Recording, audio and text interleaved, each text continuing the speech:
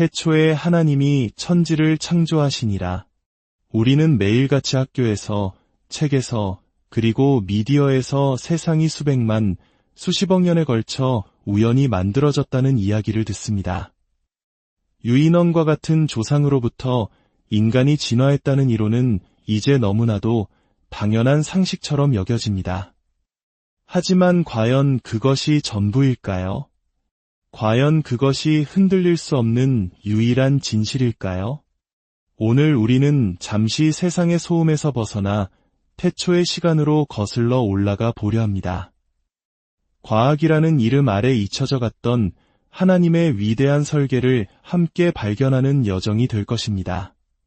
이 귀한 말씀을 나누기 전에 잠시 주님께 감사하는 마음을 가져보는 건 어떨까요? 이 영상이 여러분의 마음에 깊은 울림을 준다면 구독과 좋아요를 통해 더 많은 분들과 이 은혜를 나누는 일에 동참해 주시기를 부탁드립니다. 여러분의 작은 손길 하나하나가 하나님의 말씀을 세상에 전하는 귀한 통로가 될 것입니다. 이 말씀을 듣는 모든 분들의 삶에 하나님의 평강이 가득하기를 간절히 기도합니다. 자, 이제 준비되셨나요? 아주 중요한 주제에 대한 이야기입니다.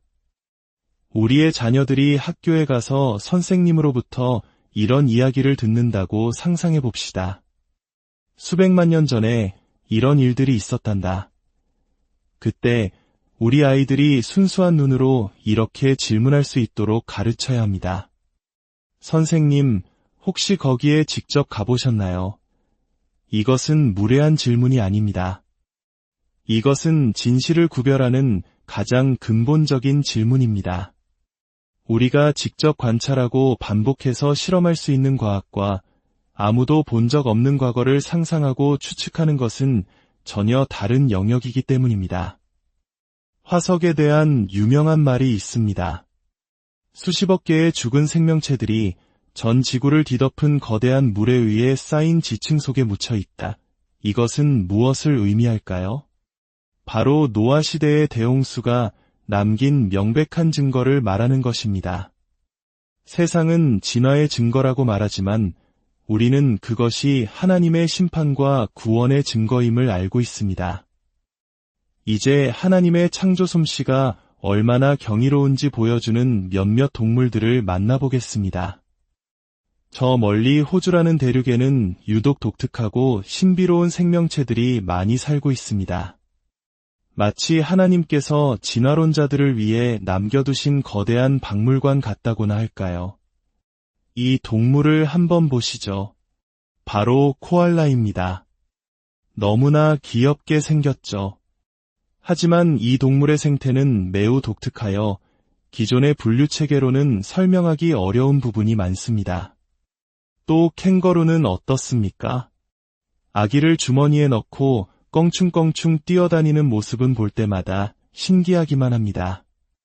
하지만 제가 정말 여러분께 소개하고 싶은 동물은 바로 원뱃입니다.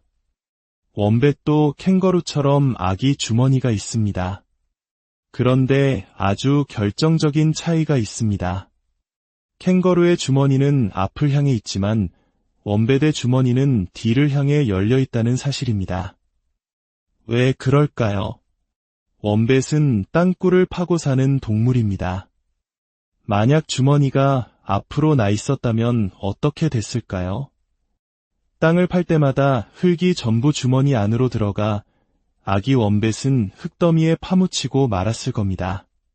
순식간에 살아있는 화석이 되어버렸겠죠. 하나님께서는 원뱃이 살아갈 환경을 정확히 아시고 그에 맞게 주머니를 뒤쪽으로 설계하신 것입니다.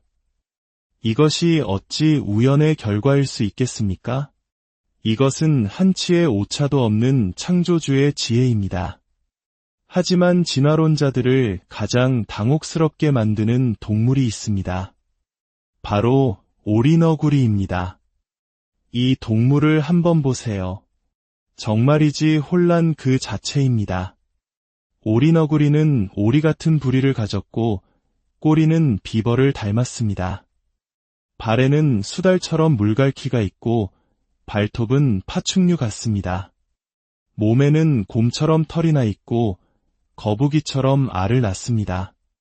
그런데 새끼에게는 포유류처럼 젖을 먹입니다. 심지어 수탉처럼 며느리 발톱이 있는데 그곳에서는 뱀과 같은 독이 나옵니다. 만약 진화의 과정에 있는 중간 단계의 생명체를 찾는다면 오리너구리는 거의 모든 동물의 중간 단계처럼 보입니다. 도대체 오리너구리는 무엇에서 진화한 것일까요? 모든 것에서 진화했다는 말밖에는 할 수 없을 겁니다. 정말 말이 되지 않죠. 저는 진화론자들이 오리너구리를 볼 때마다 저 하늘에서 하나님께서 빙글에 미소 짓고 계실 거라 생각합니다. 마치 이렇게 말씀하시는 듯합니다. 자, 이 생명체는 어떻게 설명해 보겠느냐? 오리너구리는 그 자체로 살아있는 하나님의 유머이자 진화론의 허구를 증명하는 강력한 증거입니다. 하나님께서는 원백과 오리너구리만 만드신 것이 아닙니다. 하나님은 이 세상의 모든 종류의 동물을 창조하셨습니다. 그리고 그 중에는 우리가 지금은 볼 수 없는 아주 거대하고 위험 있는 동물들도 있었습니다. 바로 공룡입니다. 사람들은 흔히 공룡이 수천만 년 전에 살다가 멸종했다고 믿습니다. 하지만 성경의 역사에 따르면 공룡은 다른 모든 동물들과 마찬가지로 창조주간 엿새날의 사람과 함께 창조되었습니다. 성경이 기록되기 전 고대의 사람들은 땅에서 발견된 이 거대한 뼈들을 보고 무엇이라고 불렀을까요? 아마도 우리가 신화 속에서 이야기하는 용이나 거대한 괴물이 바로 이 공룡들이 아니었을까요? 자, 여기 멋진 뿔 3개와 단단한 갑옷을 가진 트리케라톱스가 있습니다. 몸 길이가 6m에 달하고 몸무게는 10톤에 육박했을 것으로 추정됩니다. 정말 위험 있는 모습입니다. 이 공룡은 스테고사우루스입니다. 꼬리에 달린 4개의 거대한 가시가 인상적이죠. 몸 길이는 6m, 몸무게는 2톤 정도였지만 놀랍게도 뇌의 크기는 호두알만 했다고 합니다. 하지만 엉덩이뼈 근처에는 뇌보다 20배나 큰 신경 다발이 있어서 거대한 뒷다리와 꼬리를 움직이는 컴퓨터 센터 역할을 했다고 합니다. 작은 뇌와 거대한 보조 컴퓨터, 이 얼마나 정교한 설계입니까? 그리고 제가 가장 좋아하는 공룡, 바로 티라노사우루스입니다. 거대한 머리와 무시무시한 이빨을 가졌죠. 머리 크기만 5m, 이빨 하나의 길이는 15cm가 넘었습니다. 이 거대한 이빨을 한번 보세요. 몸 길이는 15m, 키는 6m에 달했고 몸무게는 10톤이나 나가는 거대한 포식자였습니다. 그 이용만으로도 모든 동물을 압도했을 것입니다. 하지만 가장 거대한 공룡은 따로 있었습니다. 바로 브라키오사우루스입니다. 이 공룡의 몸무게는 무려 90톤, 길이는 24m에 달했습니다. 목을 곧게 들어 올리면 그 높이가 12m에 이르렀는데 이는 아파트 4층 높이와 맞먹는 어마어마한 키입니다. 상상이 되시나요? 아파트만 한 동물이 걸어 다니는 모습을요. 우리는 어떻게 공룡의 존재를 알 수 있을까요? 바로 화석을 통해서입니다. 화석은 바위 속에서 발견되는 동물이나 식물의 유해 또는 그 흔적입니다. 이 화석들은 공룡이 실제로 우리와 함께 이 땅에 살았다는 명백한 증거입니다. 세상은 이 동물들이 우연과 오랜 시간의 산물이라고 말합니다. 하지만 우리가 오늘 함께 살펴본 것처럼 원베드 뒤를 향한 주머니에서부터 오리너구리의 신비로운 조합, 그리고 공룡들의 경이로운 모습에 이르기까지 모든 것들은 한 분을 가리키고 있습니다. 바로 전능하시고 지혜로우신 창조주, 우리 하나님입니다. 로마서 1장 20절은 이렇게 말씀합니다.